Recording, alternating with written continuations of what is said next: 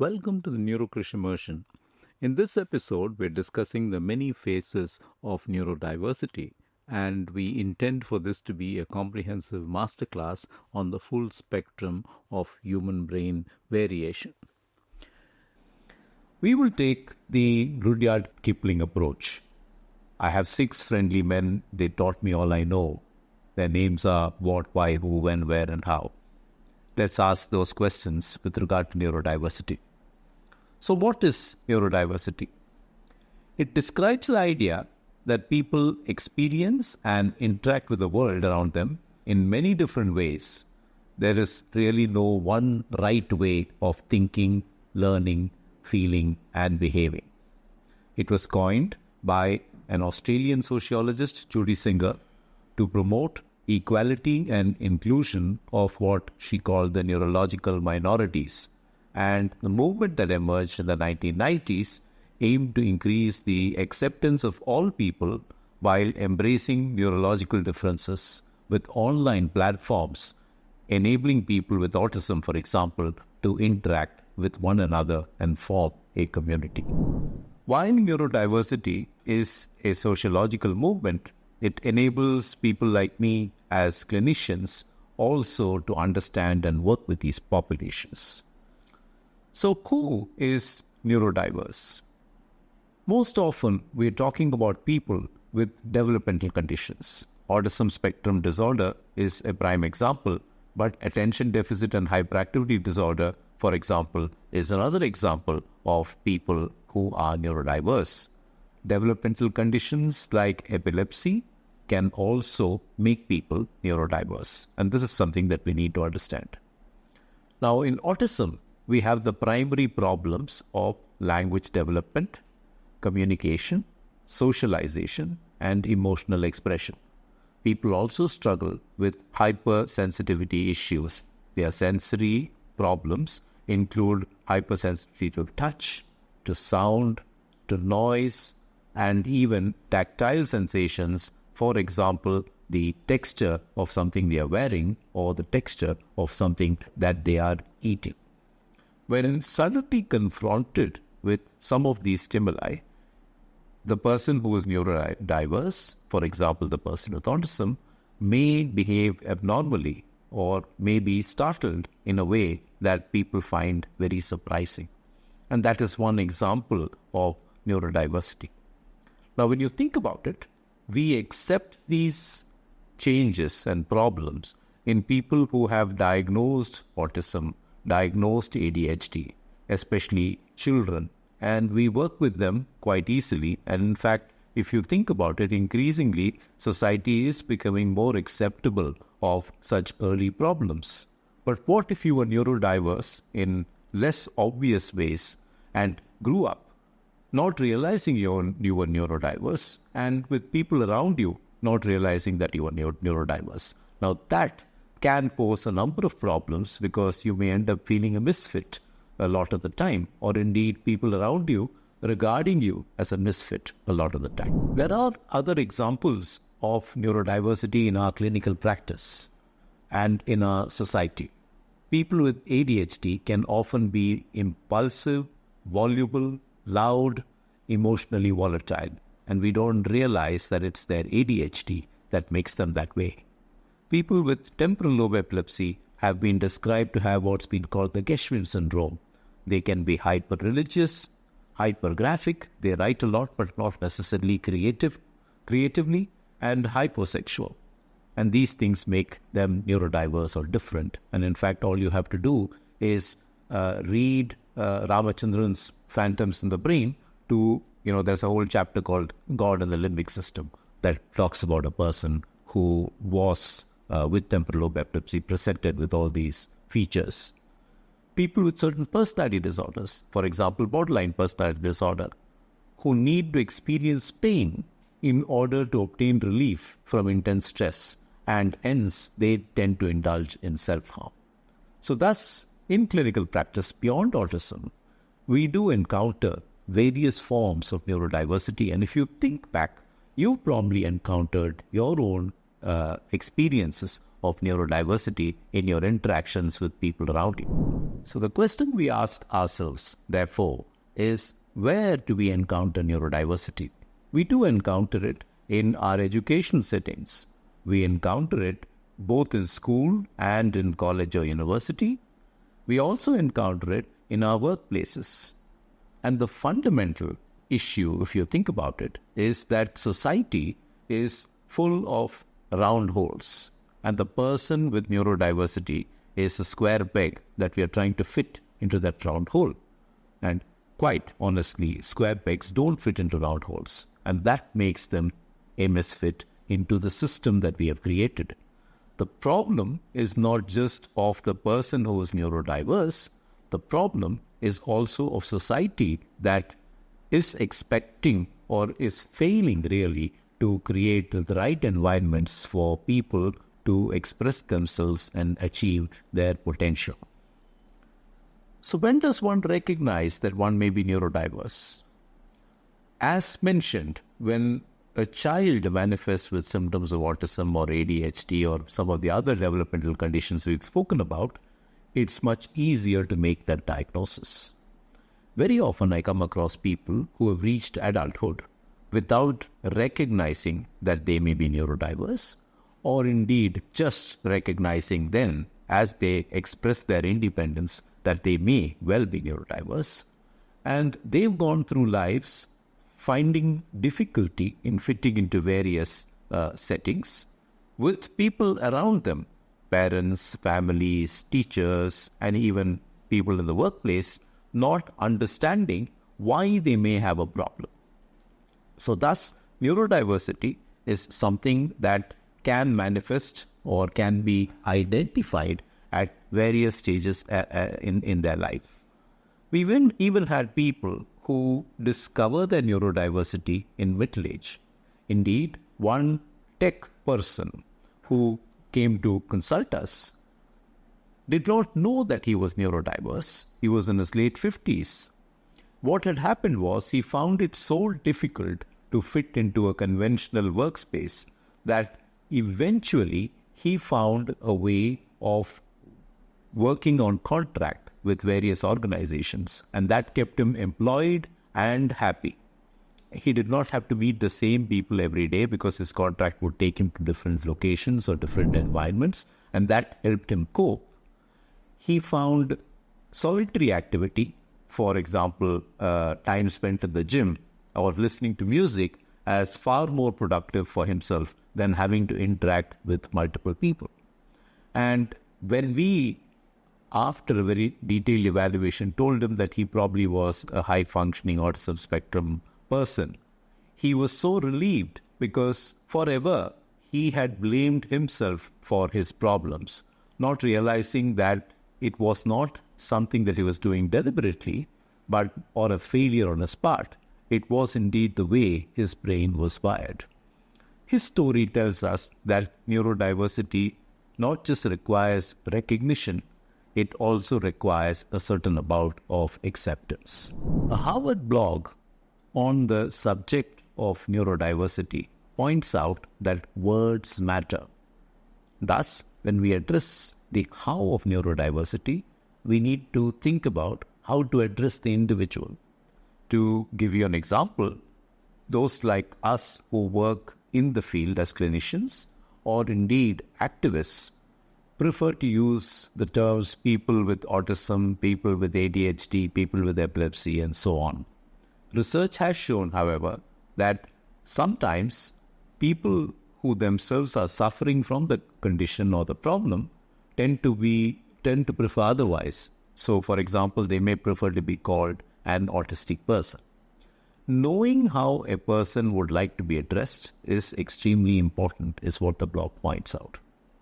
Now, if you think that you may be neurodiverse, or indeed if someone around you is having difficulty of the kind that we've spoken about, and you are concerned that they may be neurodiverse, the first thing to do obviously is seek professional opinion.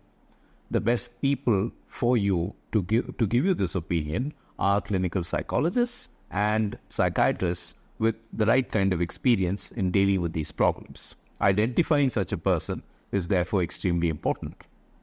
In our setup at Buddhi Clinic, we do a very comprehensive evaluation, which is now both online and offline.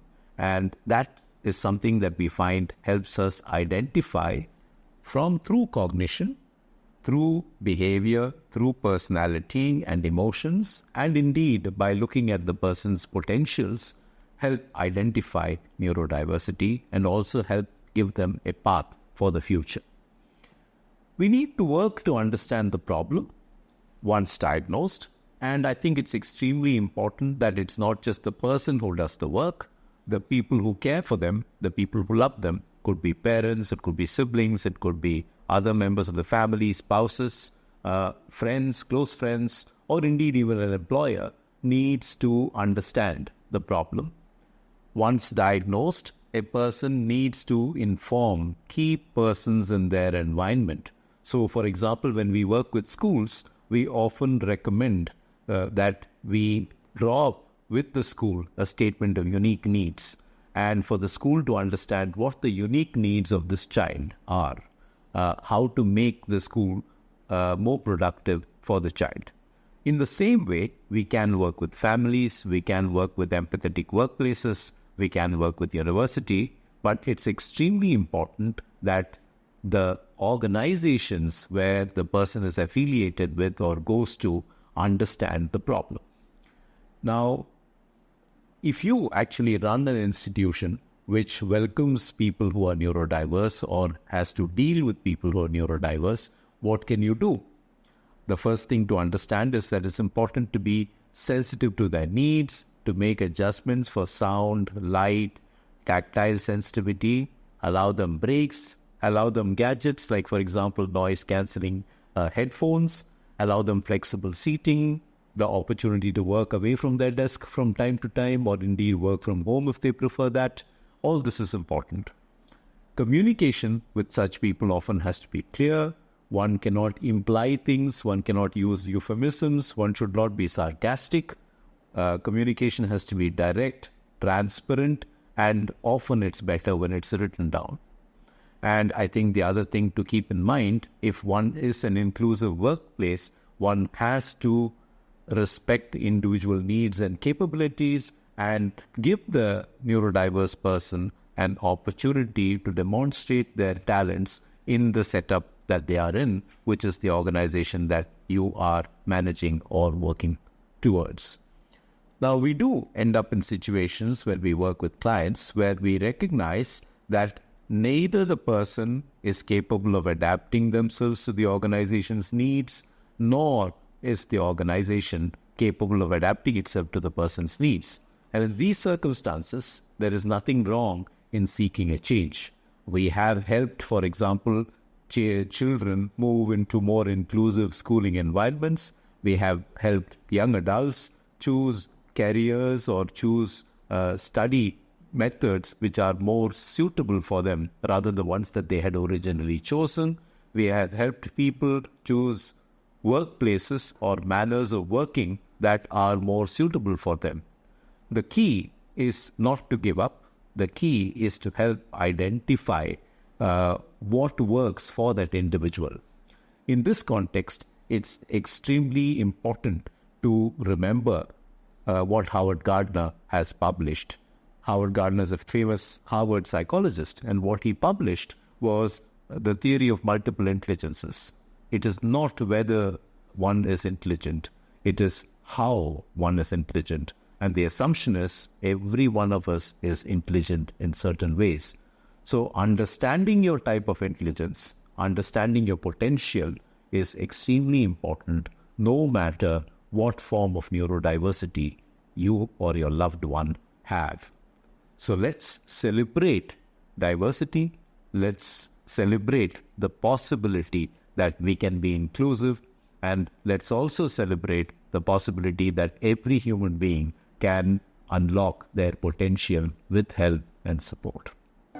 In popular discourse, neurodiversity has come to mean autism and ADHD, perhaps dyslexia, perhaps Tourette syndrome. But if we stop there, we risk turning a radical truth into a comfortable brand. Neurodiversity is a description of variation in how human brains generate emotion, regulate attention, construct the self, and make sense of the moral world. Autism and ADHD are not the definition of neurodiversity. They are simply its most familiar and socially acceptable faces. So, neurodiversity has many faces. Some are inspiring: creativity, focus, pattern recognition. Some are unsettling, they challenge our assumptions. And some challenge morality, responsibility, and agency. All of them, however, are profoundly human. Autism is better understood as a difference in how the brain prioritizes information, a difference in salience. It really represents a mind with a different architecture. Autistic brains assign high salience to patterns, systems, sensory input, logical consistency, and predictability. Now, what happens in most social environments is that they demand simultaneous track, facial expressions, tone of voice, body language, verbal content, conversational history, social context, power dynamics, emotional undercurrents, implicit expectations, and cultural norms. Think about the last time you had a conversation with someone. You are unconsciously having to process all this. And you're doing this while generating appropriate responses in real time. Now, most brains process all this automatically below the conscious level. It feels effortless because it literally is. For the person with the autistic brain, there is a need to consciously process what others process unconsciously. And what happens as a consequence is that the cognitive load is immense. The autistic individual is not failing to process social information, they are drowning in it. And this is something very often we fail to understand. Yet, the autistic brain has unrecognized strengths. They are exquisitely attuned to detail, structure, and the internal coherence of systems. They notice what others miss. They remember what others forget. They detect inconsistencies that others tend to gloss over.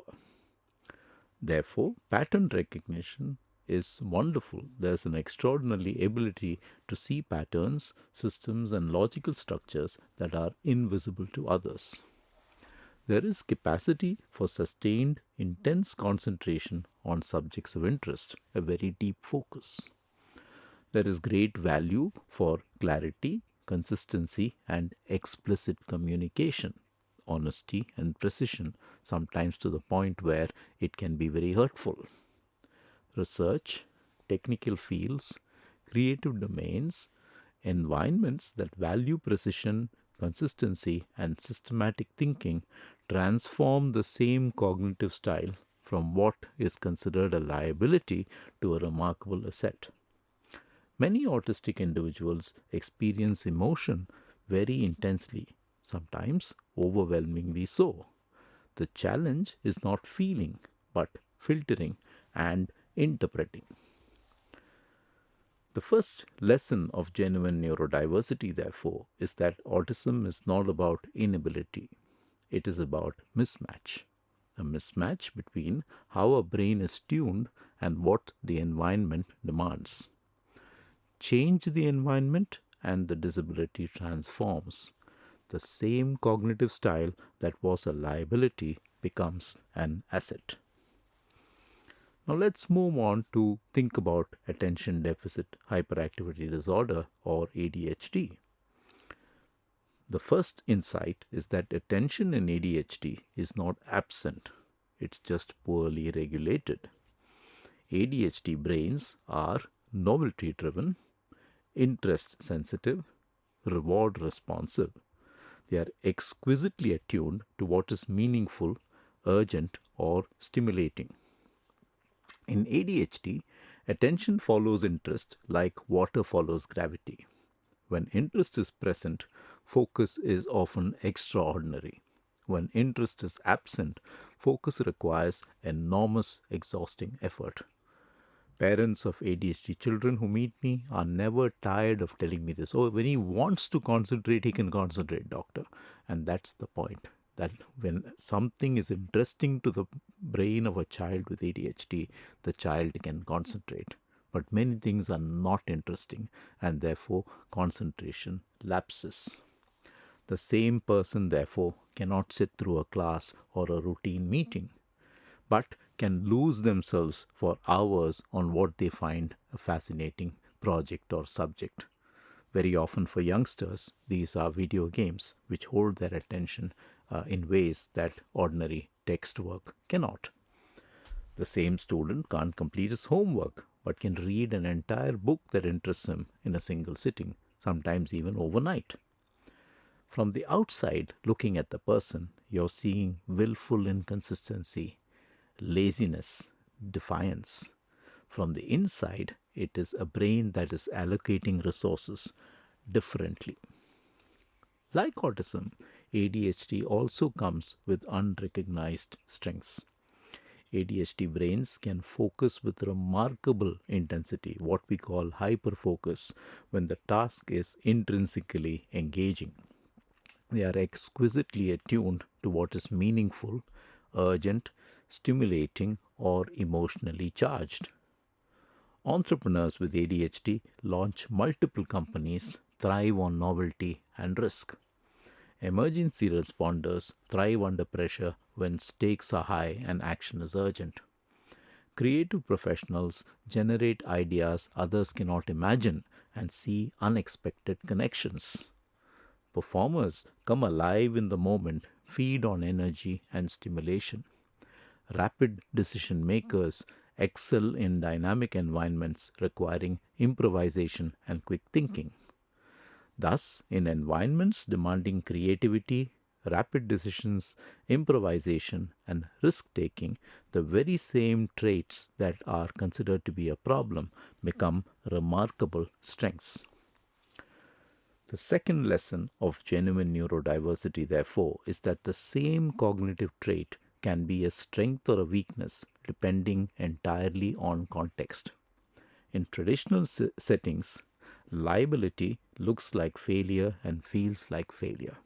In dynamic settings, the asset, creativity, rapid decisions, and improvisation become very, very successful.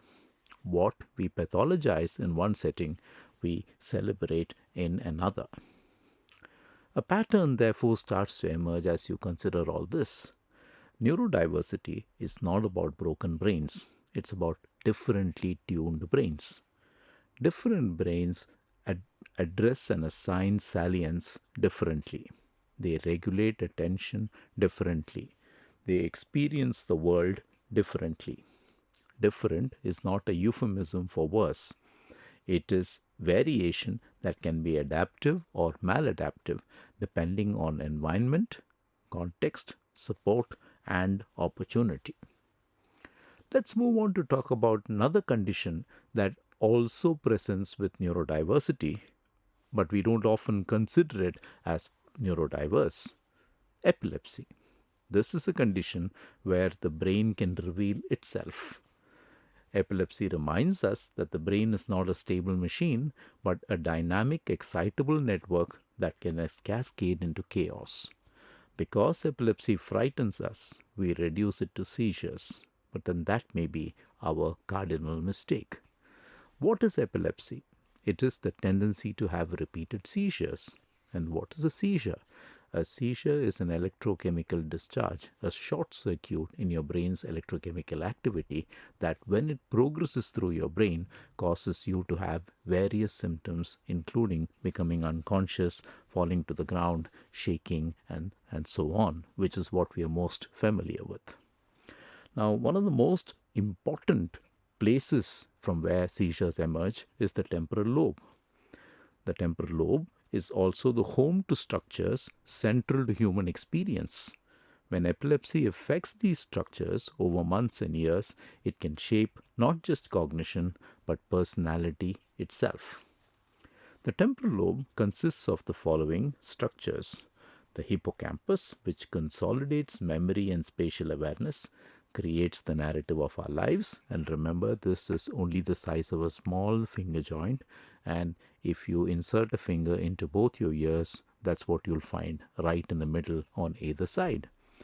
Next to it is the amygdala, which assigns emotional significance to all human experience. It determines what matter to us. And remember, the amygdala is a neighbor to the hippocampus. They exist very close to one another. And then we have the wider limbic networks that connect perception, emotion, and meaning into unified experience.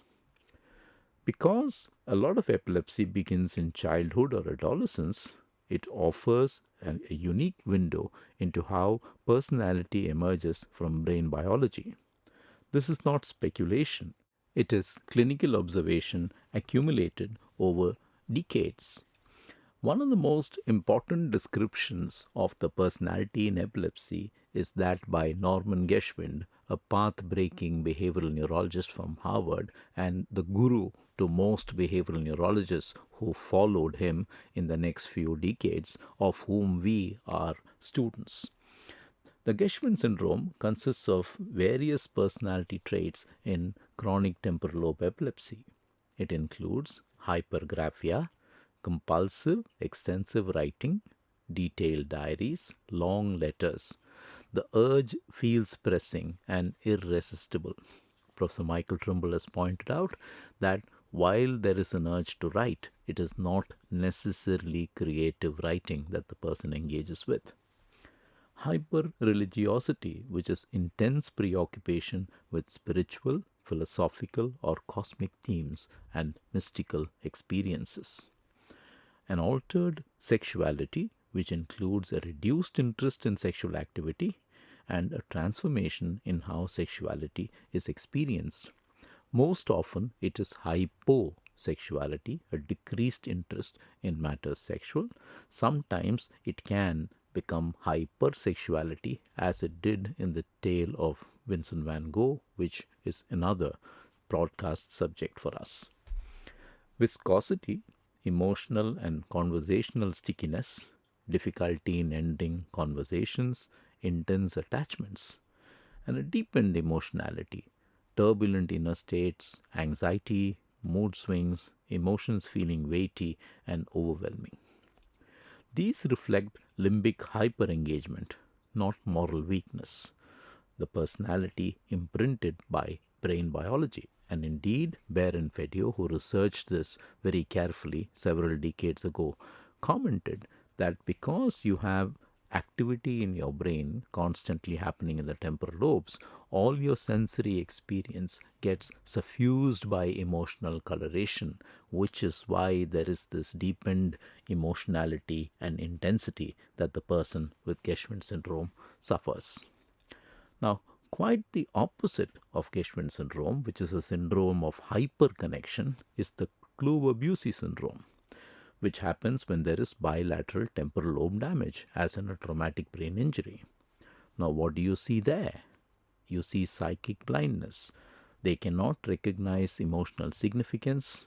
A snake may provoke no fear, and this we see in experiments with a monkey with temporal lobe damage. A loved one's face provokes no warmth. Hyperorality, a compulsion to explore objects with the mouth. Things are tasted, licked, and chewed indiscriminately. Hypermetamorphosis, the irresistible urge to explore every visual stimulus. The attention is captured by everything. And quite opposite of the Gershwin syndrome, where there is hyper focus on certain particulars, here the attention is distributed so widely that they fail to attend to many things. Emotional placidity, fear disappears, emotional responsiveness flattens, threatening stimuli fail to provoke alarm, and this is the monkey not being scared of the snake experiment. And of course, again, altered sexuality, Unlike Gershwin's hyposexuality, there is disinhibited, indiscriminate sexuality, and sexual boundaries tend to dissolve. The key insight is that here there is collapse of emotional salience. Without the amygdala, the world becomes flat and meaningless. Now, we've told you about two different types of neurodiversity that can develop with epilepsy and with brain damage. Now, in Gershwin syndrome, everything matters too much. There is overwhelming emotional meaning to a lot that happens. In Kumagusu syndrome, nothing matters at all. There is emotional absence. So there are two ends of the spectrum of emotional neurodiversity. We accept that people vary in intelligence, memory, attention, and perception, but we rarely acknowledge that people vary in emotional salience, in how much things feel like they matter. We are not just neurodiverse in how we think, therefore, we are neurodiverse in how we feel. Now, quite the opposite of these temporal lobe epilepsy problems is what we see in juvenile myoclonic epilepsy. People with this condition have been described as eternal adolescents by Dieter Jans. On the surface, they are intelligent, articulate, socially engaging, charming, creative, full of ideas, and make an excellent first impression. Underneath, however, is emotional lability, impulsivity, unreliability, disinhibition. They often promise more than they deliver. Plans form and dissolve rapidly. From the outside, therefore, they are irresponsible and engage in willful non-compliance. From the inside, what they have is frontal lobe neurodiversity, difficulty with inhibition, foresight, and planning. The eternal adolescent is not choosing to be unreliable. They experience neurological difficulty with precisely the cognitive functions that reliability requires. What epilepsy teaches us, therefore, is that neurodiversity affects the intensity and quality of feeling. It has an emotional impact. Neurodiversity is experiential. How we experience meaning, significance, and transcendence is determined by this. In epilepsy, because of the episodic nature, it can fluctuate over time and can change with brain activity. And it can become embodied, rooted in physical brain biology, and we can observe and measure it, therefore. The personality itself, the sense of who we are, is not separate from brain biology. It emerges from it, and that is something that epilepsy teaches us. Let's now move on to talk about a slightly uncomfortable and yet important territory, what we call cluster B personality disorders. These conditions are often viewed through a moral lens as manipulative, selfish, dangerous, or evil. But when examined carefully, they are better understood as distinct configurations of emotional processing, selfhood, and empathy. Emotional neurodiversity is at its most challenging here. The one we are all most familiar with is borderline personality disorder, a condition of intensity without breaks. Every emotion, joy, fear, anger, love, shame, everything is felt at double or triple intensity, arising rapidly, escalating quickly, extremely difficult to modulate. There is a problem with identity. It shifts depending on the relationship context, never certain which self is real. There is a problem with attachment. It feels urgent, desperate. Abandonment feels catastrophic and annihilating. There is a problem with perception, idealizing, then devaluing. Savor one day, persecutor the next. And indeed, this is one of the most important defining features of borderline personality disorder, that how you see the world, how you see people is not in shades of gray. You see everything in black or white. You see the same thing as black or white on different days or at different times of the same day. It is not manipulation, it's not attention seeking, it's not a choice. It is a powerful car with faulty brakes. Research shows differences in amygdala, heightened reactivity, the prefrontal cortex, reduced regulation, and the circuits connecting them. And I'll remind you to go back and look at our podcast, listen to the podcast on a tug of war between the rational and the emotional brain, where we've talked about this in great detail. Similar to borderline personality disorder is the narcissistic personality disorder, what we might call the fragile self. The popular image is of arrogance, grandiosity, and entitlement. At the core, however, is profound instability in self-worth, no stable internal sense of value. The self-esteem depends entirely on external feedback. Admiration is present, we feel wonderful, grandiose. Admiration absent, we feel worthless, empty, sometimes deeply depressed. Imagine your sense of being a worthwhile person depended entirely on how others responded to you in this moment. Without active positive feedback, you feel yourself disappearing. Thus, the person with the narcissistic personality disorder from the outside is selfish, arrogant, manipulative. From the inside, desperate, exhausting, profoundly lonely. The third dimension to cluster B personality disorders is psychopathy, which represents the quiet of the limbic system. Intact cognition with diminished emotional salience features here. They can describe what fear, guilt, and empathy are, can recognize emotions in others, can mimic them convincingly, but do not feel them deeply enough for emotion to reliably guide behavior. If you go and listen to my talk on the Godfather paradox, we talk a lot about this, how emotions are shallow and not really felt, but yet expressed as if they are truly felt. Here again, the neurobiological findings are reduced amygdala activity, reduced amygdala prefrontal connectivity, blunted physiological responses to emotional stimuli. With containment, people with psychopathic traits can end up as surgeons, CEOs, special force people, trial lawyers. They all have fearlessness as an advantage. Without containment, they end up as serial killers, con artists, corporate predators, and can cause enormous harm. The same brain, different contexts, radically different outcomes. Therefore, if someone has a psychopathic personality trait accentuation or a psychopathic personality disorder, upbringing, environment, and the experiences they have growing up are really, really important to them. Morality, therefore, can itself be neurodiverse. When we feel morality, right and wrong as emotional realities, gut level responses preceding reasoning. When we reason morality, logical principles derived and justified, cognitive compass rather than an affective compass.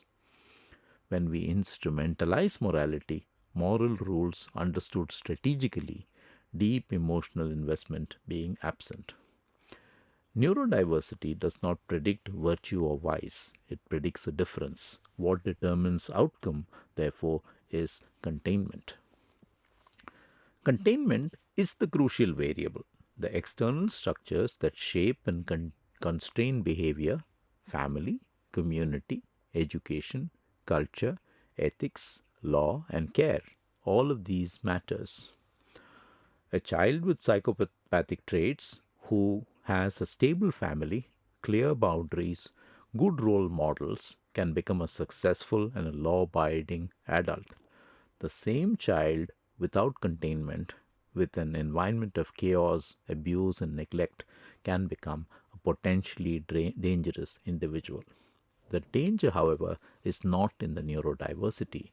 The danger is in uncontained neurodiversity. So, what happens when we narrow neurodiversity? We tend to lose. Intellectually, we lose because we pretend that neural variation is narrower than what it actually is. We deny the full scope of human brain diversity.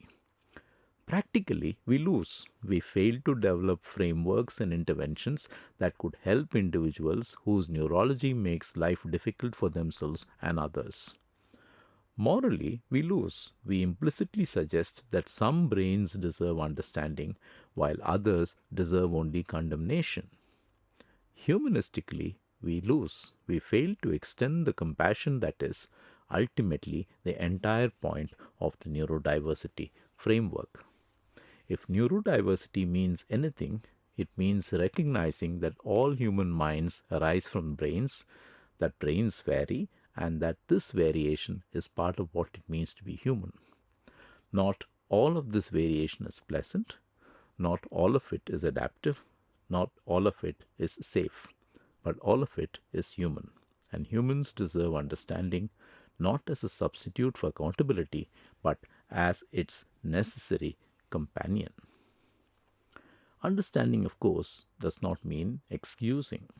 Understanding neurodiversity does not mean excusing harm. Understanding the neurology does not eliminate accountability. What it does, it contextualizes it. A psychopath who expresses violence is still responsible. Understanding psychopathy, however, contextualizes the violence and makes us design paradigms that help the person. Similarly, the person with borderline personality disorder who is prone to emotional abuse is still responsible, but understanding it helps us respond more effectively. The person with the narcissistic personality disorder who is exploiting others is still responsible. Nevertheless, it opens up possibilities for intervention once we understand.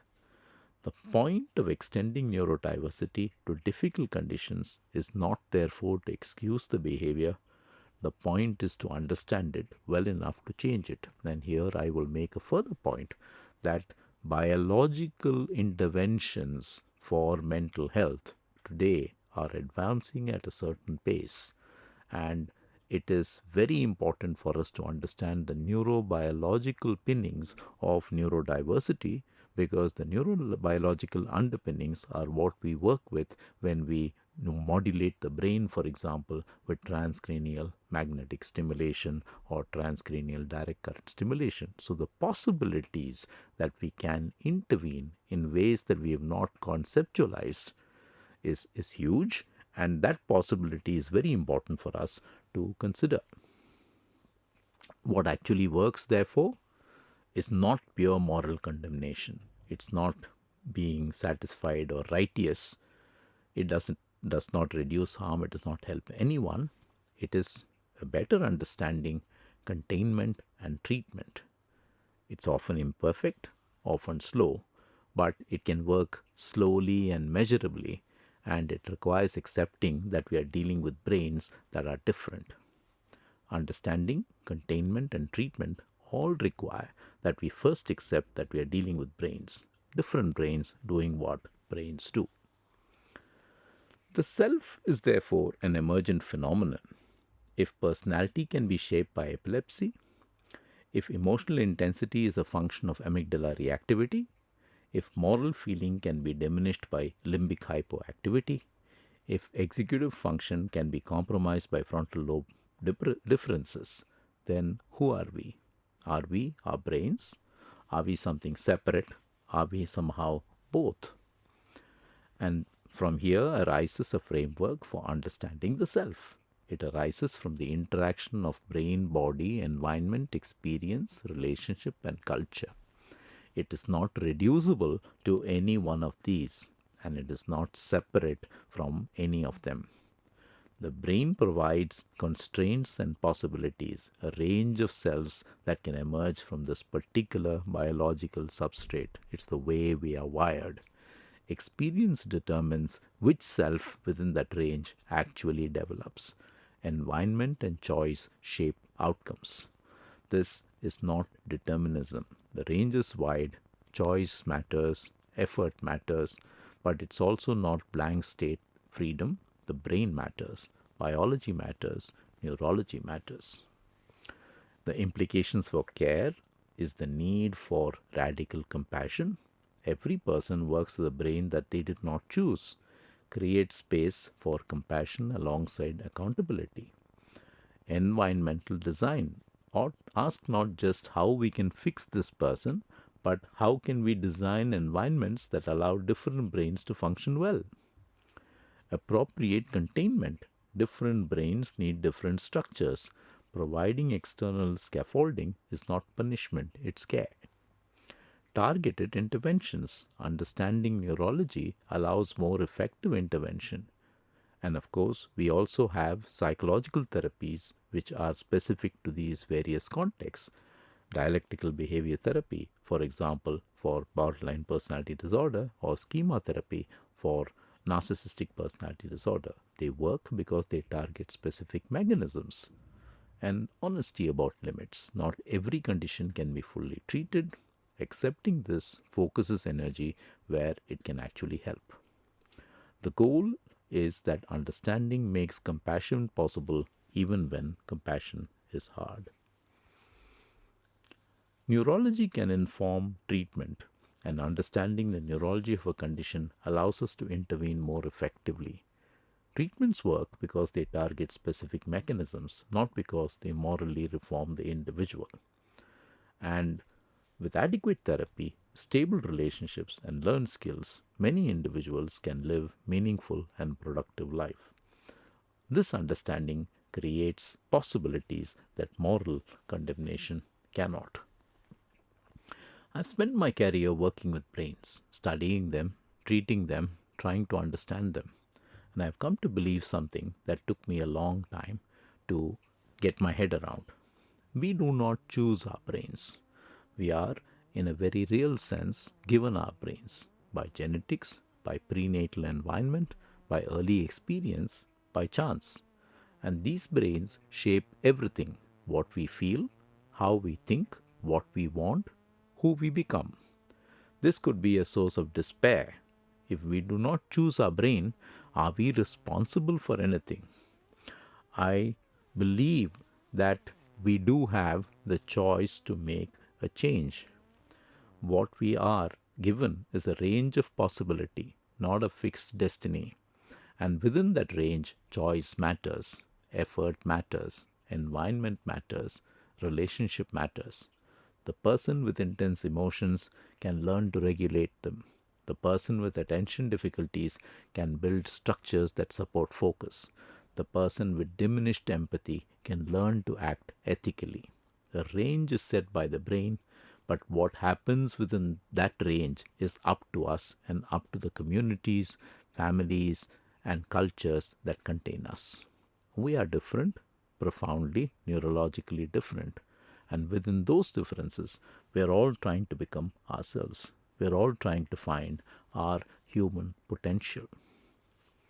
What I am asking you to accept is perhaps uncomfortable. We need to accept that neurodiversity includes conditions you find frightening. We need to accept that some brains generate less empathy, more instability, and a different morality. We need to accept that personality is shaped by neurology in ways that challenge our intuitions. We need to extend compassion to people you might prefer to simply condemn. Not because it's easy, but because it's true.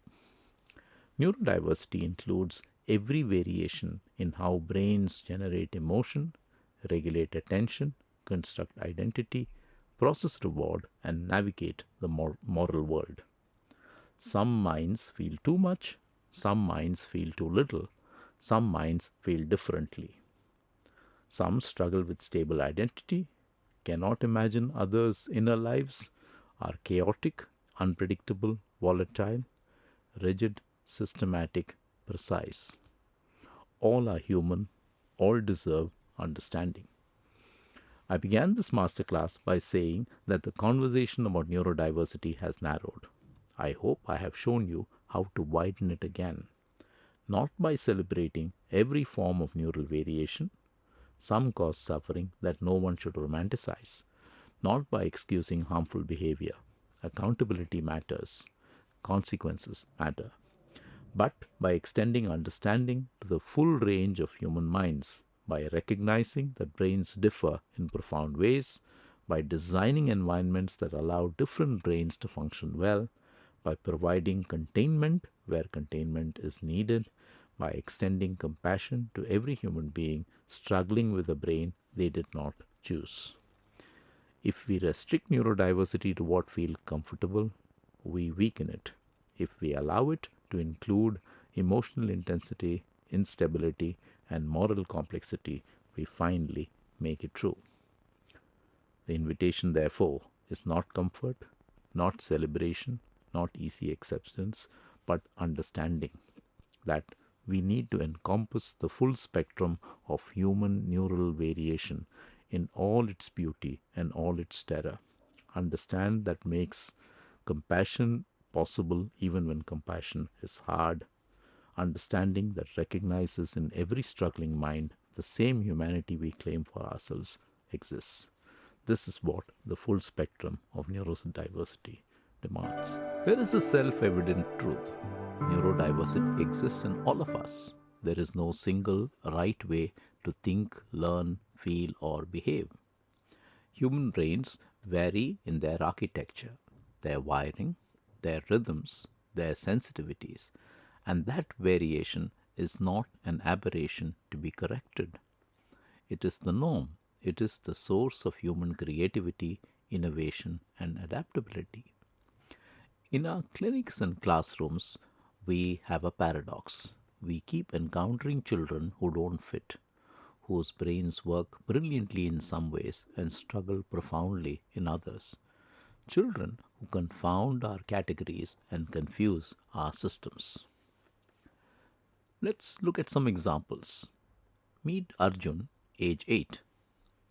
He has extraordinary strengths. He solves calculus problems that would challenge university students.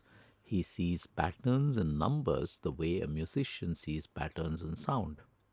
Yet, he has a significant challenge. He cannot organize a school bag. He loses his tiffin box every day. Homework ends up crumpled, unfiled, or never submitted. He is so smart. Why can't he just get organized? It's often a question that plagues parental minds. Here's another example. Meet Meera, age 14.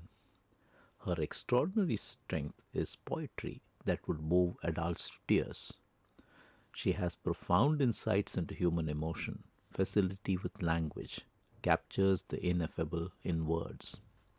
Yet she has a significant challenge. She cannot tolerate the school cafeteria. The noise, the chaos, the smell, all of it overwhelm her. She eats alone, and when things get loud in any environment, she tends to shut down. Her teachers think she is dramatic.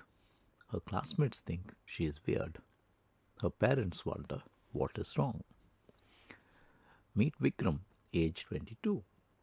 Has extraordinary strengths, holds forth brilliantly on quantum mechanics, philosophy, history of mathematics.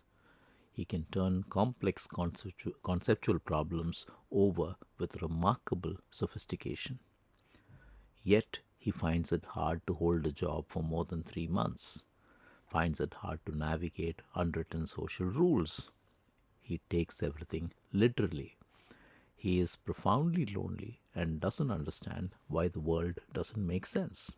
And his parents wonder what will happen to him despite his brilliance. The central questions: are these individuals gifted? Are they neurodivergent? Are they disordered? The answers are yes, yes, perhaps, and yes. What is twice exceptional? People who are both gifted and neurodivergent, whose extraordinary abilities coexist with significant challenges, whose brains don't fit the neat categories our systems have created. They can be exceptional in intellectual ability, creative capacity, domain-specific talent, pattern recognition, and deep expertise, but they get challenged by being in the autism spectrum, having ADHD, having dyslexia or dysgraphia, having disorders of sensory processing, being anxious, and having mood conditions. The critical insight is that our failure to recognize this complexity, our insistence on sorting brains into tidy boxes, is causing immense harm to some of our most remarkable minds. Let's talk a little bit more about neurodiversity and giftedness, the biological foundations, and why our definitions need revision. Neurodiversity refers to natural variation in brain structure and function, different patterns of connectivity, different balances of excitation and inhibition, different developmental trajectories. This is a biological fact. From an evolutionary perspective, if one brain type was optimal, evolution would have converged on it. Variation persists because it's adaptive. Different brains suit different challenges. The key insight, therefore, these conditions are not simply disorders to be fixed. They are differences in how the brain processes information with distinctive strengths our clinical language obscures. And I'd like you to go back and listen to our Many Faces of Neurodiversity podcast masterclass that's talked about the large spectrum of neurodiversity that we deal with. Neurodivergent conditions are recognizable constellations of traits that cluster together, not random variations, but forming meaningful patterns. Beyond deficits, however, neurodivergent individuals have strengths. In autism, the clinical focus is on social communication deficits, but inside the person is intense focus, deep expertise, exceptional pattern recognition, sensory acuity, and cognitive honesty. In ADHD, the clinical focus is on inattention and hyperactivity. Inside, the person is capable of hyperfocus on motivating tasks, highly creative, generating novel connections, energetic, willing to take risks. In dyslexia, the clinical focus is reading difficulties.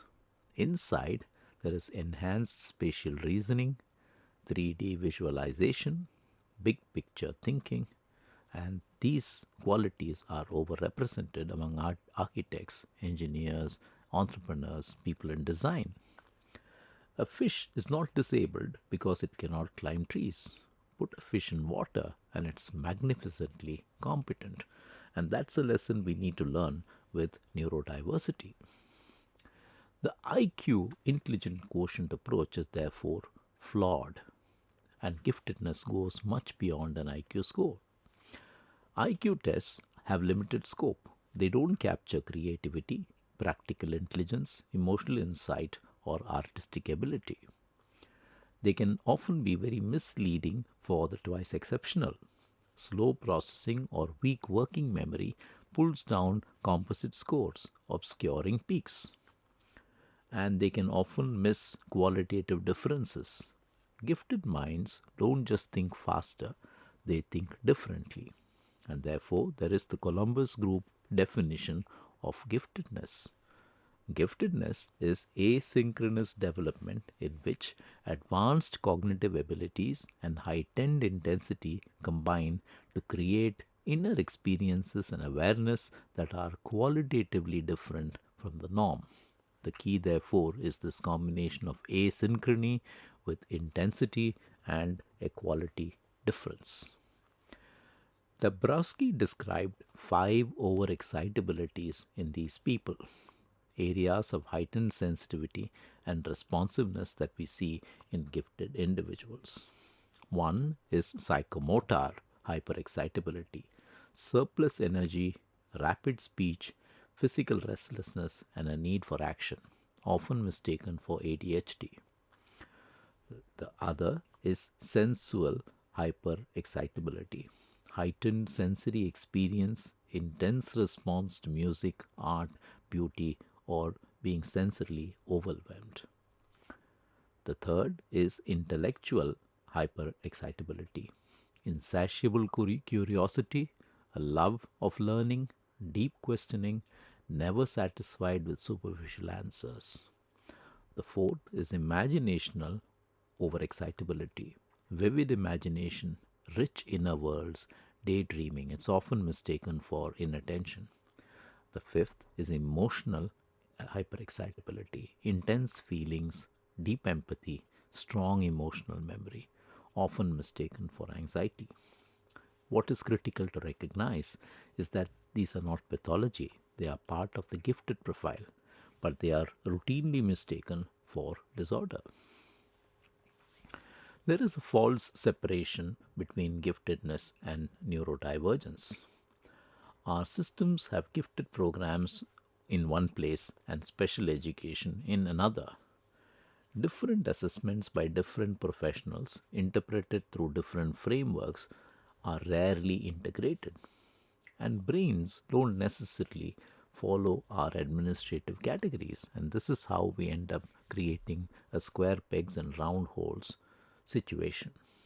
When we force the fit, we damage the person's self concept. They learn something is wrong with them. We damage their relationship with learning. School becomes frustration. We damage their mental health. Chronic stress takes its toll. We damage their potential. Gifts go unnurtured, challenges unaccommodated. And thus, in twice exceptionality, we have a systems failure. Twice exceptional individuals often fall through the cracks. We have three hidden groups, and this is how twice exceptional individuals become invisible in our systems. The giftedness is identified in the first group, but the disability is hidden. They perform well enough, the giftedness compensates, they work 3 times as hard for the same results, but they end up developing a crippling perfectionism. The second group, the disability is identified, but the giftedness is hidden. The receiver diagnosis, they get funneled into remedial programs, the focus is on their weaknesses, the strengths go overlooked, undeveloped, or suppressed. The third group, both are masked. Both the giftedness and the disability are masked, and the person appears average. Strengths and challenges cancel out, scores average, the person looks unremarkable, they slip through entirely, and they belong to the forgotten middle. Now, let's look at a case study of each group. Think about Priya, in whom giftedness masks disability. She's identified as gifted age 6, exceptional verbal abilities, early reading, sailed through primary school. By secondary school, something was wrong. Grades were still good, but anxious, exhausted, avoidant. 6 hours on homework that should take 1. Stomach aches before exams. Assessed at 15, she was shown to have significant dysgraphia and slow processing. Her beautiful essays were the product of enormous struggle. Her giftedness had masked her disability for nearly a decade. What's the cost of such masking?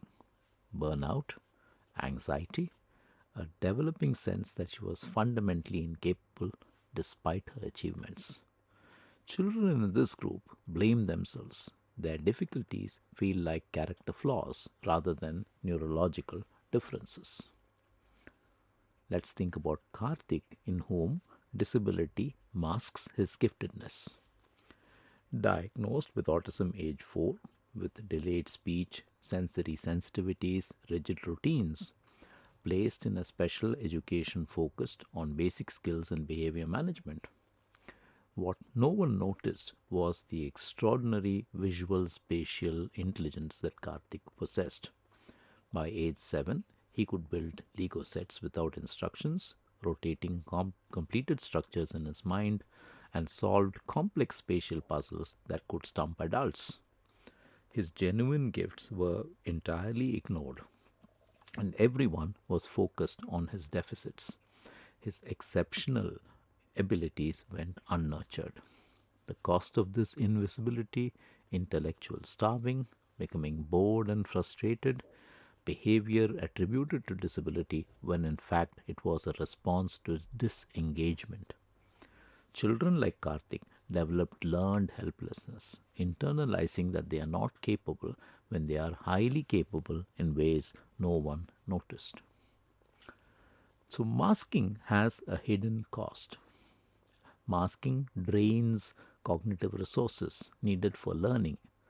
They come home with nothing left, not lazy but depleted, the phenomenon of cognitive exhaustion. Masking takes an emotional toll on the child. There is the loneliness of being invisible, working harder than everyone, but the struggles remain hidden. There is no empathy, no support from the system, very often neither from school nor from family. Masking leads to identity confusion. Years of performing someone you're not, feeling like an imposter, losing touch with your authentic self. There are various forms of masking that we deal with. For example, the autistic plus verbal situation, where they develop elaborate social scripts, memorize responses, and perform social competence like an actor. Indeed, such people manage functional communication well, yet they struggle. Attention deficit and hyperactivity disorder with verbal. They talk around executive dysfunction, explain what they meant to do convincingly, but cannot follow through. I actually had someone talk about this to me yesterday. I'm very good at what I do. I can describe everything, but I cannot do it. I'm not able to execute. And this is a huge problem for people with ADHD. The dyslexic with high comprehension, they use context, memory, inference to fake reading until texts become too complex. The result of this masking is late diagnosis and catastrophic burnout. So much preventable suffering. Why do our systems fail? Not because people don't care, but because systems can't handle complexity. We have categorical diagnosis. You either have a condition or you don't. There is no good way to capture profiles that are simultaneously exceptional and impaired. We have siloed education. Gifted education and special education operate separately. They have different funding, different philosophies, different personnel. Children end up falling between silos. We have assessments that are averaged. You might have a verbal IQ of 140, but a processing score of 85, and therefore a full scale IQ of 115. The composite misses everything interesting. Think about that verbal IQ of 140, how superior that is compared to most people's scores, but that will go missing when you do a composite assessment. There is the problem of consistent expectations. If they can do it sometimes, we think they should do it always. There is no accounting for variability, good and bad days, and overload. We also have the problem of arbitrary thresholds. Too high for disability services, not gifted enough for gifted programs, and the middle ground gets nothing. Indeed, very often, even without a gifted program, I end up meeting children and their parents where which school should my child go to is a huge problem. It's clear that a special school will do disservice to this child. It is clear also equally that a regular school cannot cope with this child. And really, the child cannot cope with a regular school either. So then we talk about inclusive schooling. But what does that really mean? And that comes with all its different variations. And these are challenges that parents and children face all the time. Our systems, therefore, are not designed for complexity. And twice exceptionality is nothing if not complex. Let's talk about asynchronous development in twice exceptional people, the architecture of cognition and executive function. To understand it, the brain is not one organ. It's a collection of networks language, motor, emotional regulation, executive function, each maturing at different rates. In typical development, the trajectories of growth are roughly synchronized. A 10-year-old has approximately 10-year-old abilities across different domains. But in the twice exceptional, asynchronous development means that the synchrony breaks down. Different networks mature at dramatically different rates, creating a spiky profile. The crucial point is this: the greater the giftedness, the greater the asynchrony tends to be. The most gifted individuals often have the spikiest profiles, exceptional peaks alongside significant valleys. Early in this podcast, we talked about the boy who, could solve calculus but couldn't tie his shoelaces. That's a spiky profile, and that's what we need to understand. Now, here's an example of a 12-year-old whose verbal reasoning is fantastic, his working memory is far less good, and his emotional regulation even worse. So, what does this mean in practice? This child can discuss philosophy with adults but can't remember a 3-step instruction. The child can understand quantum physics but melts down when he loses a board game. The result is profound isolation. Adults are intellectual peers. The emotional peers are in primary school. The child does not fit anywhere, not because he or she is unlikable, but because asynchrony makes peer relationships almost impossible.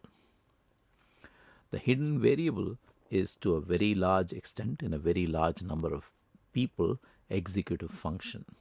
The cognitive processes that regulate behavior in service of goals, something that's orchestrated by the prefrontal cortex. Now, we've talked a lot about this in the Brain's Tug of War, and I would urge you to go back and listen to that podcast as well.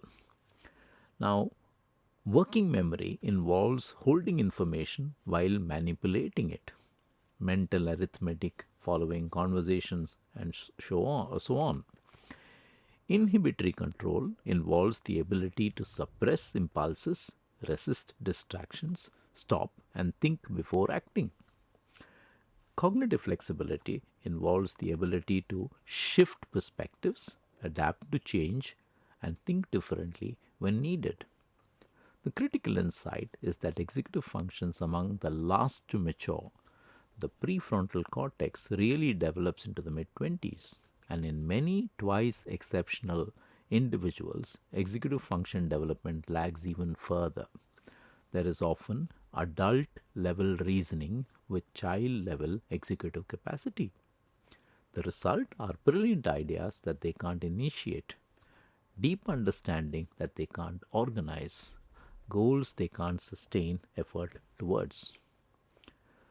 There is therefore a frustration that everyone shares about this twice exceptional person.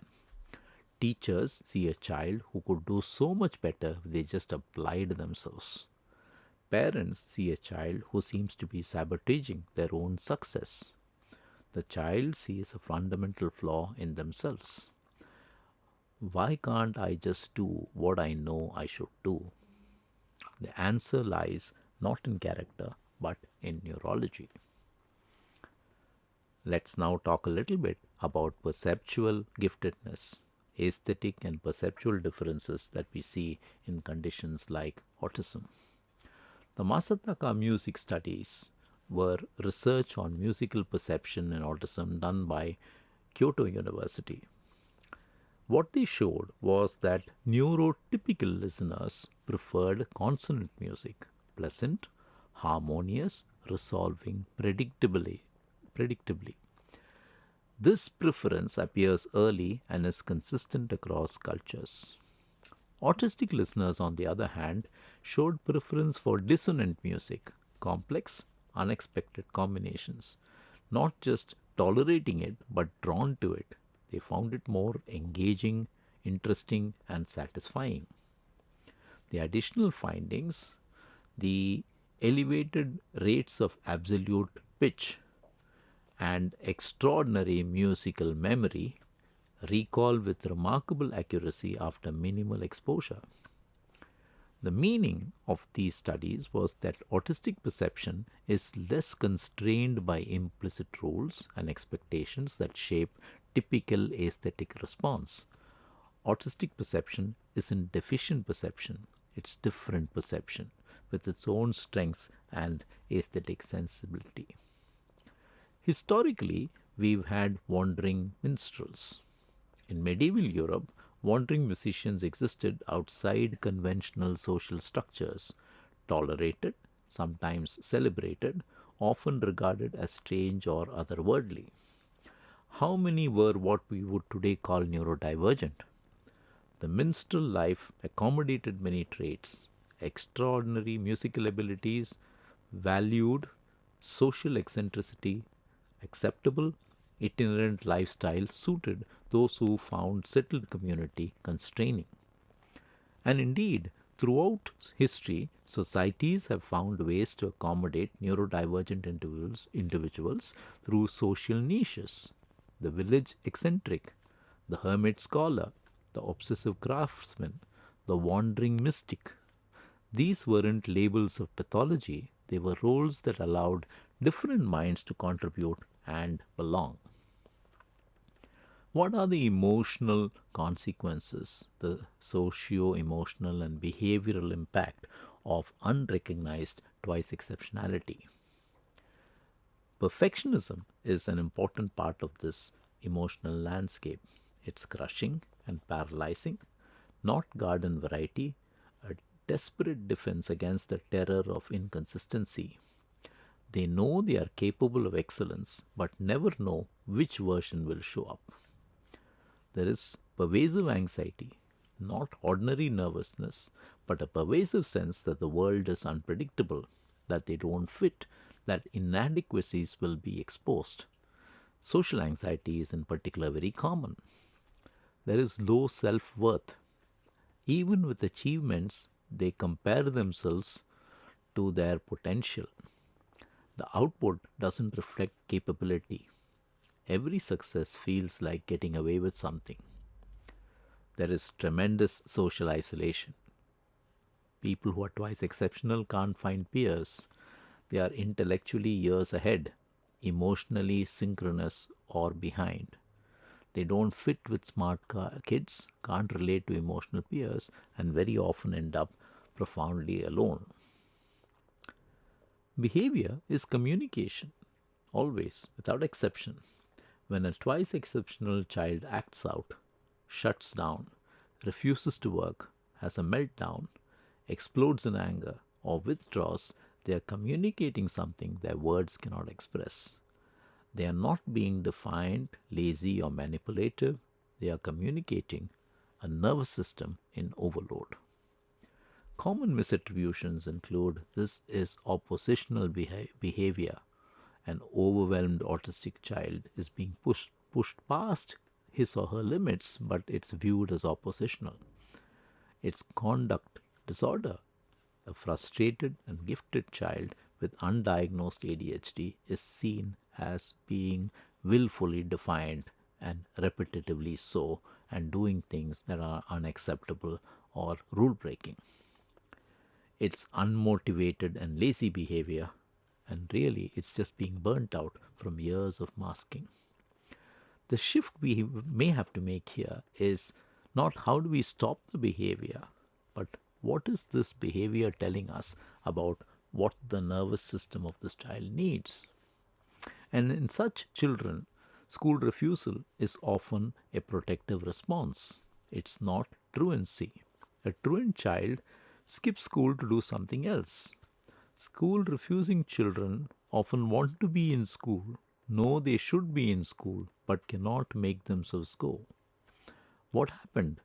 They tried for years. They pushed through sensory overload. They masked differences, compensated, absorbed daily stress. Finally, their system said, no more. The shutdown is therefore protective. It's the brain's way of saying, this situation is unsustainable, I cannot continue. So, what do they need? not to be pushed harder, punished, or told to toughen up, but for the situation to change, environments to be built that accommodate their neurology. We must change the environment, not break the child. There is therefore a cumulative toll, and we need to recognize and support this urgently. Unrecognized, unsupported twice exceptionality isn't just unfortunate, it can be genuinely dangerous. It leads to elevated anxiety and depression, chronic stress related health conditions, substance use to manage pain, risk of self harm. And this is why recognition matters, and this is why support matters. We are not just missing opportunities to nurture talent, we could be causing harm when we don't respond appropriately to the challenges in front of that child. What should therefore be our clinical and educational response? We need assessment, we need intervention, and we need a dual mandate. The assessment needs to be comprehensive. It has to be a full neuropsychological profiling, not just composite IQ, but detailed examination of all components to see the peaks and the valleys. Remember, we spoke about how twice exceptional children have a spiky profile cognitively. They have peaks where they perform brilliantly, far in excess of the rest of their peers, and they have valleys where they perform very poorly, much poorly compared to their peers. We need to do these assessments in multiple settings: home, school. It has to be structured and unstructured. It has to be done with familiar people and strangers, and there must be adequate opportunity to do it when the child is both rested and fatigued. We need the full picture, not one context. We also need a longitudinal view, not single snapshots. Ongoing monitoring that's tracking trajectories, noting changes, allowing revised understanding as the child develops. And it needs to be whole person, emotional functioning, social experiences, interests, motivations, self concept, family concept, the whole human being, not just the profile. There is also a dual mandate, not one or the other, but both simultaneously. We need to accommodate the challenge of alternative assessment, oral presentations instead of essays, extended time, demonstrate knowledge without penalizing disability. Many of these children, when given an opportunity to express themselves in the way that they express themselves well, can do exceptionally well. Environmental support needs to include sensory accommodations, executive function scaffolding, reduced masking demands. And remediation needs to address skill gaps where genuinely needed with appropriate pacing and methods. The gift needs to be nurtured. Enrichment with appropriately complex material, challenge in areas of strength, engagement with advanced content. The gift needs to be nurtured also in a strength based way by incorporating their interests, using these gifts as energy sources for harder work, building self efficacy. And accommodation must not mean dumbing down. Support the weakness and challenge the strength is perhaps the best way forward. In terms of clinical care, once again, one has to treat the whole profile. Anxiety should not be treated as a standalone. Ask whether it's masking stress. Is it masking frustration of unrecognized ability? Is it exhaustion of compensation? Is it social pain? We need to work on all that. Depression is often primary or response to circumstances. It can be demoralization from working without acknowledgement. It can be the grief of unrealized potential. It can be the loneliness of being different. Medication is useful. It is a thoughtful response, but not a first response, and not the only response. It needs to be part of a comprehensive plan with environmental modifications and skill development. Above all, these children need validation and psychoeducation. They need to understand their own neurology, not as pathology, but as a different kind of brain with its own strengths and challenges. They need to replace in their minds there's something wrong with me, with my brain works this way, and that means certain things are easier and certain things are harder. Families need this too to advocate effectively and provide real support. We need to also work on our philosophical integration. Ancient wisdom needs to meet modern understanding. And here we come to the concept of swabhava, one's essential nature, the intrinsic character that makes a person who they are, not chosen or constructed but given, the deep structure who we are at our core. And then, of course, the dharma of living in accordance with one's nature. Your dharma is to express and fulfill your swabhava, to be who you truly are, to contribute in a way that your nature equips you. Suffering arises when there's a mismatch between your inner nature and external circumstances, when we are forced to live contrary to our swabhava. This is what happens to twice exceptional people. Their swabhava, their essential neurological nature, is at odds with the structures they are forced to inhabit. They are asked to be something they are not, to function in ways that violate their nature, to suppress their authentic selves. The anxiety, depression, burnout are the predictable results of this swabhava dharma mismatch, and this is the way in which we need to consider this from ancient wisdom. Our ancestors understood that human beings vary in their essential natures and that healthy communities make room for different kinds of people. The village had roles for different minds: the craftsman who focused for hours, the storyteller with extraordinary memory, the healer who noticed patterns, the wanderer who brought news. These weren't labels of pathology, they were social niches that allowed different natures to contribute. What have we lost? One size fits all educational models, narrow definitions of success, rigid expectations that treat deviation as deficiency. Recognizing neurodiversity is not a departure from tradition, it's a return to the traditional wisdom that human beings differ. This is really important. What's our task today? Not to pathologize deviation from a standardized norm, not to fix brains that do not fit into our systems, not to produce uniformity out of diversity. Our task is to rediscover the wisdom of accommodation, to create schools, workplaces, and communities where each person can fulfill their unique dharma in accordance with their unique swabhava.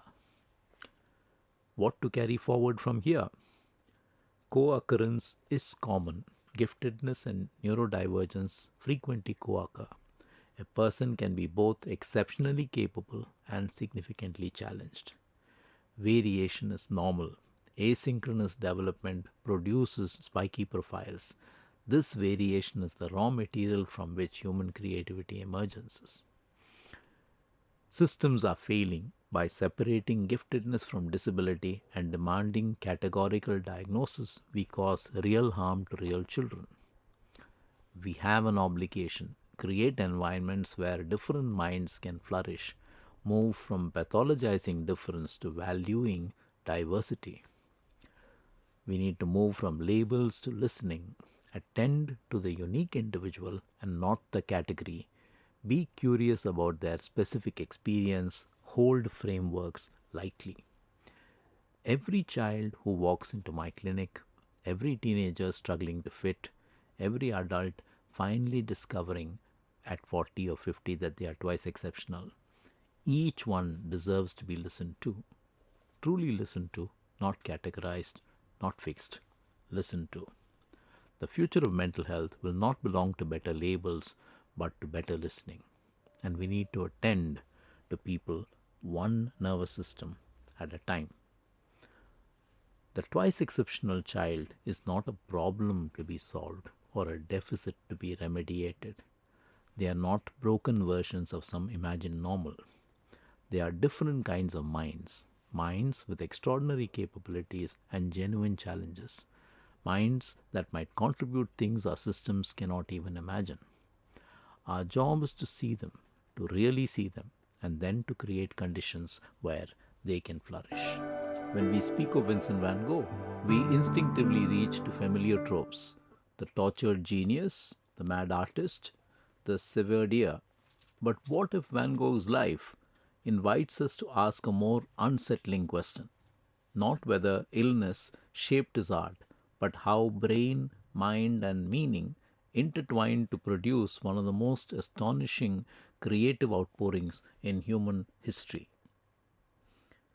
This is not a story of romanticized madness. It's a story of the neurological mind at its most vulnerable and most generative. Van Gogh's case forces us to confront an uncomfortable truth: that creativity, suffering, faith, and brain function are not separate silos, but deeply entangled strands of the same human story. Vincent van Gogh is among several historical figures retrospectively linked, rightly or wrongly, with epilepsy. What seems fairly clear, however, is that he lived with repeated disturbances of brain and mind: seizures, hallucinations, intense mood swings, and episodes of explosive impulsivity. Across the years, clinicians and scholars have proposed many explanations: bipolar disorder, Meniere's disease, personality changes associated with epilepsy. None of them fully capture him, but perhaps that's the point. Van Gogh's symptoms did not exist in isolation. They shaped perception, emotion, behavior, and expression. Documented seizures and associated personality changes suggest temporal lobe involvement in him, affecting emotion, memory, and perception. Intense mood swings between creative euphoria and profound despair characterized much of his adult life, a little bit like bipolar disorder. Inner ear disturbances could explain some hallucinations, vertigo, and the infamous act of self mutilation, which is why the attribution of Meniere's disease comes into play. The truth lies perhaps not in a single diagnosis, but a complex interplay of multiple neurological and psychological factors, each amplifying the other in ways that we're only now beginning to understand. Van Gogh clearly had hypergraphia, the compulsion to create. He was not just prolific, he was astonishingly productive. Over 2,000 artworks in a brief lifetime, a creative output that defies ordinary explanation. And it's noteworthy that hypergraphia, the tendency to write copiously, in people with temporal lobe epilepsy has also been described with painting, the tendency to paint copiously. The numbers are staggering: 2,000 artworks created in just over a decade of serious artistic work, 200 paintings while in Arles, produced between 1888 and 1889, roughly one in every 36 hours, 200 watercolors created during the same intense period in southern France. But painting was only half the story. Van Gogh wrote incessantly, nearly 200 letters to his brother Theo and fellow artists, filling 1,700 pages. The shortest ran to 6 pages. Words poured from him as urgently as did paint. Hypergraphia is an overwhelming compulsion to write or create, sometimes associated with temporal lobe epilepsy as described by Norman Gershwin. The urge transcends choice. It becomes a neurological necessity. Indeed, Van Gogh had documented seizures, possibly even while painting. Indeed, one work, Over the Ravine, shows rough, disrupted brush strokes and even a torn canvas, suggesting a seizure mid-creation. And this has been described by Kosygin, a Harvard neurologist who studied these paintings. But beyond seizures lay a broader pattern of traits that would later fascinate neurologists. The 5 traits of Gershwin syndrome I've already described: hypergraphia. Hyperreligiosity is something that preoccupies people with temporal lobe epilepsy. There's an intense spiritual preoccupation shaped in Van Gogh's case by his upbringing as a preacher's son and his failed attempt to become a missionary. There is altered sexuality.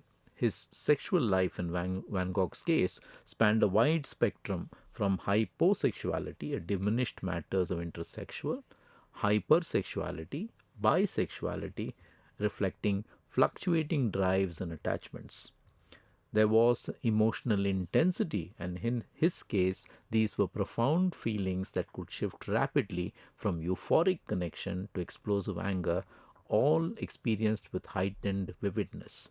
And there was a viscosity, difficulty letting go of arguments or emotional states, what neurologists call emotional stickiness, keeping him trapped in psychological loops. His personality, therefore, like those of many people with Gershwin syndrome, was shaped by his neural circuitry. And these are not mere symptoms of the disease, but fundamental alterations in how the brain processes emotion, meaning, and connection. The temporal lobes, particularly when affected by epileptic activity, can intensify emotional responses, deepen religious feelings, and create an almost unbearable sensitivity to meaning and symbolism in everyday life. And Baer and Fedio, who have researched this, talk about increased electrical activity in the temporal lobes, leading to all sensory perception being suffused by feeling, that being the reason why people have this intense emotionality and emotional viscosity. For Van Gogh, the world was not merely seen, it was felt with an intensity that demanded expression. Van Gogh's most intense relational storm was with Paul Gauguin. Their relationship was passionate, volatile, and psychologically combustible. Two artists living together in the yellow house in Arles, creating feverishly and arguing fiercely. So, the yellow house in Arles, Van Gogh invites Gauguin to live and work together, dreaming of an artistic community. The two artists paint side by side, but their temperaments clash. Gauguin is cool and calculating, Van Gogh emotionally raw. During one fierce confrontation, Van Gogh experiences hallucinations, including a voice urging him to kill. And then he experiences the biblical intervention. Instead of violence towards Gauguin, something else intervenes. The biblical injunction echoing from a deep memory, and if thine offend thee, pluck it out.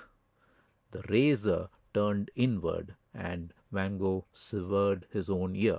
And that really was what led to the famous painting of the man with the bandaged ear. This was not theatrical madness. It was a collision of faith, hallucination, impulse, and moral symbolism, all erupting in a single act that has fascinated and horrified observers for over a century.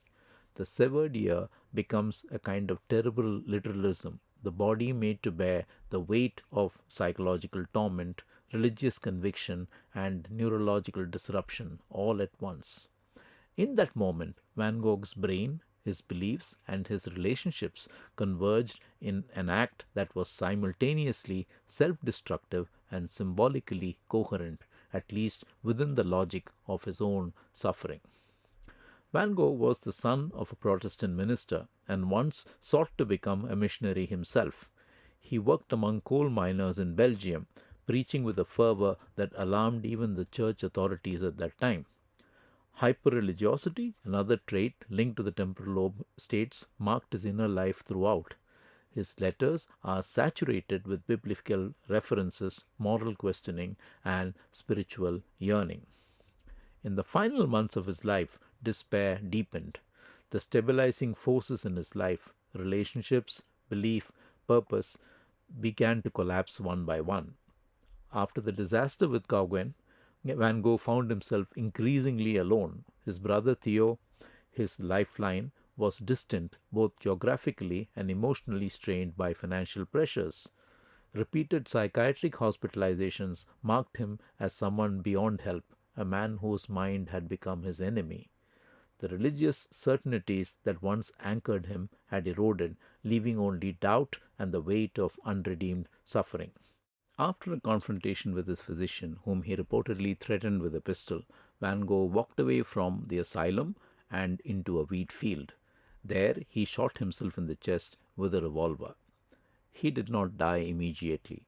He walked back to his room, where he was found by his brother. 2 days later, on July 29, 1890, Vincent van Gogh died at the age of 37. Some have suggested that by then, every stabilizing structure, relationships, belief, purpose had begun to collapse. The neurological imperative to create could no longer sustain him. A neurologist scholar has proposed that Van Gogh exhibited all 5 core traits of the Gershwin pattern, making him perhaps the most thoroughly documented case in art history. If so, his genius was not born despite his brain, but through it. The very neural circuits that brought him anguish also gave him an almost superhuman capacity for color, emotion, and symbolic density in his work. Every brushstroke was an act of neurological necessity, a translation of inner turbulence into visual signage. Thus, there was the entanglement of creativity and suffering in him, temporal lobe epilepsy with altered brain circuitry, intense feelings that demanded expression, the compulsive need to paint and write, a creative expression, faith, deep religious preoccupation and moral sensitivity, volatile connections that shaped his inner world and relationships. These elements were not separate dimensions of Van Gogh's life, they were deeply entangled strands of the same human story, each influencing and amplifying the others in ways that we are only beginning to understand. Vincent van Gogh forces us to confront uncomfortable questions about the relationship between mental illness and creative achievement. We want clear answers. Was he a genius because of his condition or in spite of it? But his case refuses such simplicity. His creativity and suffering were not opposites. They were expressions of the same underlying neural reality. The brain that tormented him was also the brain that saw the world in ways that no one else could. His case remains curious, not because it explains genius, but because it refuses to be explained away. The uncomfortable truth that we have to confront is that creativity, suffering, faith, and brain function are not separate silos. They are deeply entangled strands of the same human story, a story that Vincent van Gogh lived with extraordinary intensity and left behind in a blazing color for us to witness. Perhaps this is the true legacy of the curious case of Vincent van Gogh. Not answers, but better questions about what it means to be human, to create, to suffer, and to transform inner turmoil into enduring beauty. So we are talking about Kumagusu Minakata, the naturalist with the God module, a mind that understood the world not by breaking it apart, but by holding it together. The story of an eccentric genius who lived between nature, science, and the sacred. Now, there are 2 ways of knowing. There is an analytical mind and an integrative mind. Most minds analyze the world by breaking it apart, dissecting, categorizing, separating each element to understand its function. This is the traditional path of Western science: reduction, isolation, and measurement. There are, however, minds that understand the world by holding it together, weaving connections, sensing patterns, recognizing the invisible threads that bind everything. These minds refuse artificial boundaries between disciplines, and we call them integrative minds. Kumagusu Minakata belonged to this second category. He was a Japanese naturalist, folklorist, and polymath who lived from 1867 to 1941. A man who studied slime molds and sacred groves, myths and microbes, encyclopedias and epiphanies, long before terms like interdisciplinary or systems thinking entered our vocabulary. He was not merely a scientist. His methods were rigorous, his observations published in Nature, yet his approach transcended pure empirism. He was not simply a mystic. He experienced profound spiritual connections, yet he grounded them in a careful study of the natural world. He was something rarer, a mind that refused to recognize artificial boundaries between nature, culture, and the sacred, holding them all in tension. From his early years in Wakayama, Japan, Minakata's memory was extraordinary. As a child, he would copy entire reference books by hand, absorbing encyclopedic information with near photographic precision. His mind was a vast repository, cataloging everything it encountered. But this brilliance came at a steep cost. He could not conform to the rigid structures of traditional education. Authority frustrated him deeply. Discipline, as institutions understood it, was never his strength. The very systems designed to nurture exceptional minds seemed built to constrain his. Formal schooling bored him to distraction.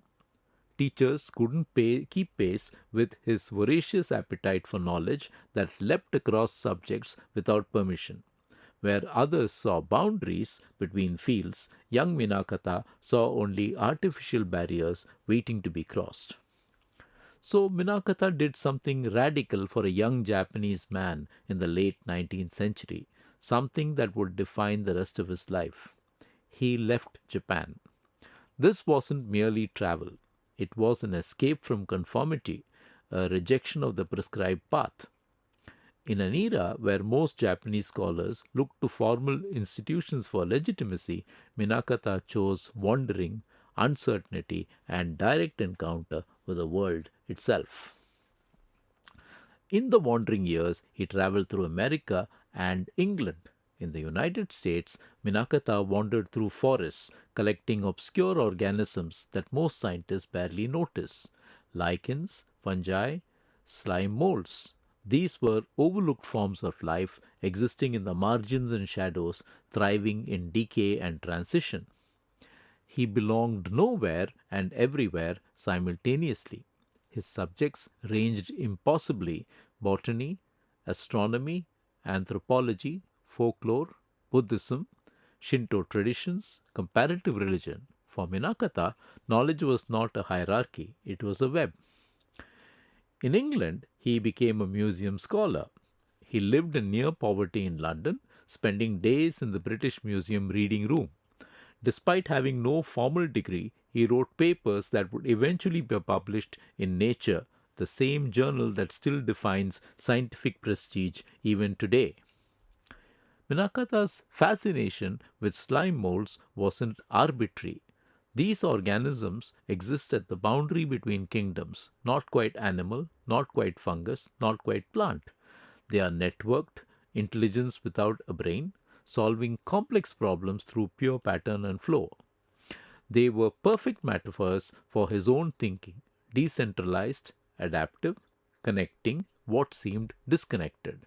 In studying life's margins, he was studying the very principle of connection itself. Minakata published extensively on fungi, slime molds, and natural history in prestigious Western journals, over 50 publications.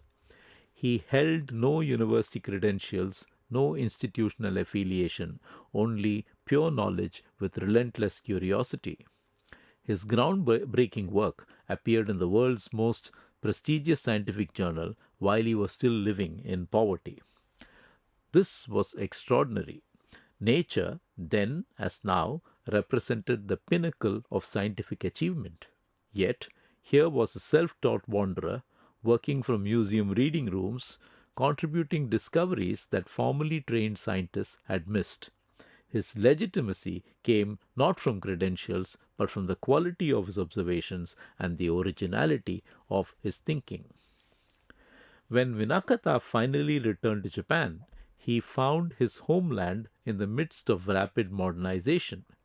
The Meiji government was determined to transform Japan into a modern industrial power, and this meant reshaping not just infrastructure and industry, but culture and spirituality as well.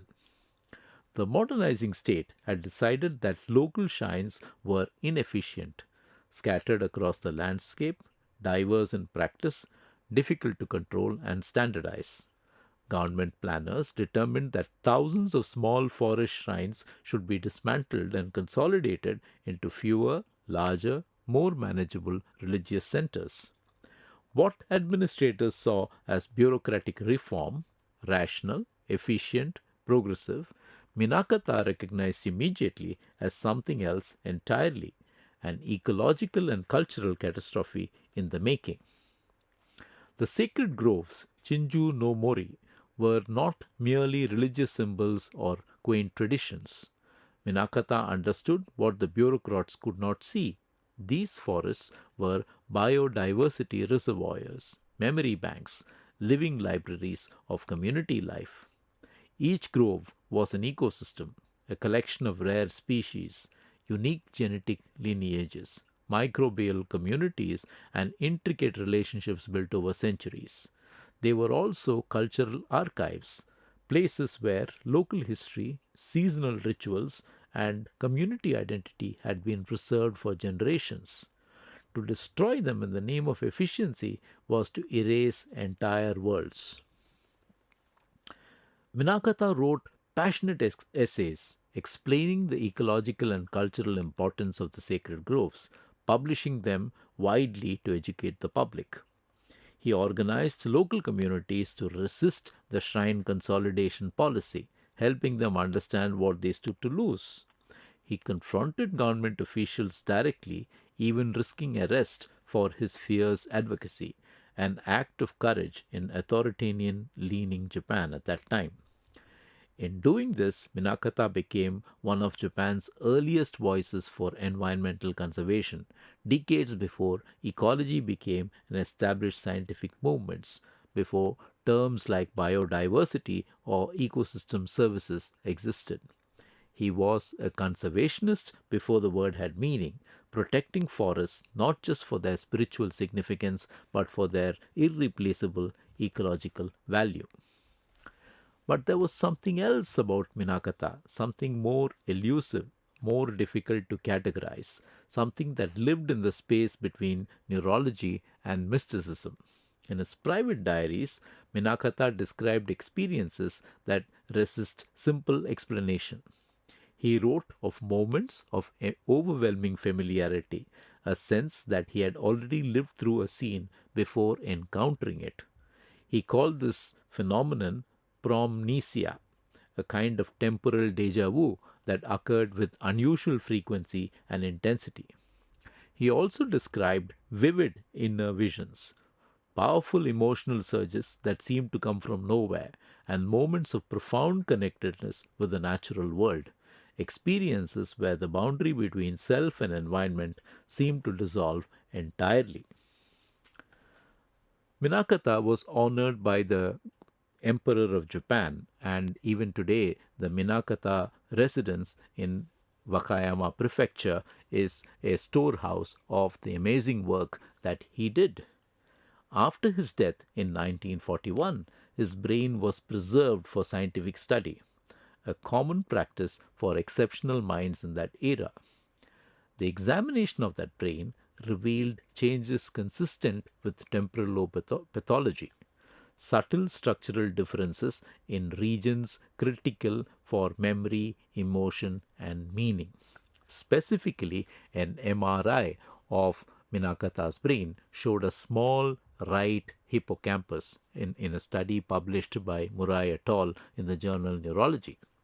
Today, neurologists might recognize this constellation of symptoms that he demonstrated: hyper associative thinking, spiritual intensity, vivid memory, altered time perception as features sometimes seen in temporal lobe epilepsy. The temporal lobe is deeply involved in how we create meaning in emotion, memory, symbolism, narrative, and spiritual experience. Some neuroscientists have called this region the brain's God module, though this is somewhat misleading. And I draw you here to V.S. Ramachandran's wonderful work. In his book, Phantoms in the Brain, he has a chapter called the God module. It's not a single structure, but rather a network that allows human beings to experience awe, recognize patterns, feel transcendence, and sense presence. It's where we process the numinous, the sacred, the moments that feel larger than ourselves. In Minakata, this network may have been unusually active, firing more frequently, making connections more readily, blurring boundaries more easily. But here's what matters: this does not diminish his genius. If anything, it deepens the mystery. What makes Minakata remarkable is not the neurology alone. It's what he chose to do with his heightened perception. He did not retreat into private mysticism or become lost in his visions. He turned his heightened perception outward, toward forests, folklore, forgotten organisms, and fragile traditions. He listened to the world with uncommon intensity, and then he spoke on its behalf. His temporal lobe differences, if that's what they were, became a tool for integration rather than fragmentation. His experiences of profound connection weren't self-indulgent. They motivated decades of conservation work, scientific research, and cultural advocacy. Minakata spent his final years back in Wakayama, surrounded by his massive collection of books, specimens, and memories. Even in relative isolation, he continued his research, his writing, his correspondence with scholars worldwide. He died largely uncelebrated, known mainly to specialists, his broader significance unrecognized by mainstream culture. Today, he is increasingly recognized as a visionary, a precursor to ecological thinking, systems science, and integrative scholarship. Minakata's life poses a question that makes many of us uncomfortable, particularly in our age of specialization and disciplinary boundaries. What if intelligence is not about analysis alone, but about integration? What if genius lies not in our ability to separate disciplines cleanly, creating tidy categories and well-defined territories, but in our capacity to sense the hidden threads that bind them together?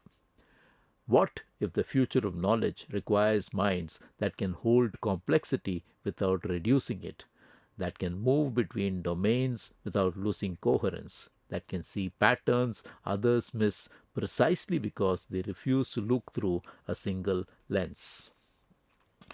Kumagusu Minakata reminds us that some minds are simply not meant to fit neatly into institutions. They are too wide, too associative, too resistant to the artificial constraints that make organizations function. These minds exist to expand the edges of understanding, to venture into territories that more conventional thinkers cannot reach, to make connections that standard training actively discourages. Indeed, these outliers have great purpose in our society. And sometimes what we label as eccentricity or even pathology may simply be the price paid by those who see too much, feel too deeply, and connect too widely for comfort, the cost of vision, as it were. Minakata is an ecological pioneer, recognized as one of Japan's first conservationists protecting forests before ecology became a science. He clearly was a systems thinker. He understood interconnection decades before systems theory, seeing webs where others saw categories. He was a cognitive bridge. He demonstrated that rigorous science and spiritual sensitivity need not be opposed but can enhance each other. Today, his work has found new relevance. Environmental scientists study his grove conservation efforts. Mycologists still reference to his fungal classifications. Complexity theorists see him as an early pioneer of network thinking, and neuroscientists puzzle over the relationship between his temporal lobe activity and integrative genius. We live in an age of fragmentation, where knowledge is divided into ever narrower specialties, where expertise means knowing more and more about less and less, where interdisciplinary work is praised in theory but rarely rewarded in practice. Kumagusu Minakata offers us a different model, a mind that held the world together rather than taking it apart, a consciousness that experienced profound unity not through mystical withdrawal but through patient, careful attention to how everything connects. There are minds that analyze the world by breaking it apart, and there are minds that understand the world by holding it together. Perhaps what we most need now are minds like Minakata's, minds willing to stand at the intersection of science and spirit, rationality and wonder, analysis and awe. Minds that refuse to choose between them and instead find ways to let them speak to each other. We have addressed this before in the Neurocrush immersion, and I draw you to our podcast on seizures and spiritual seekers in particular. In our fragmented age, holding things together may be the most radical act of all. I hope you enjoyed this episode of the Neurocrush Immersion.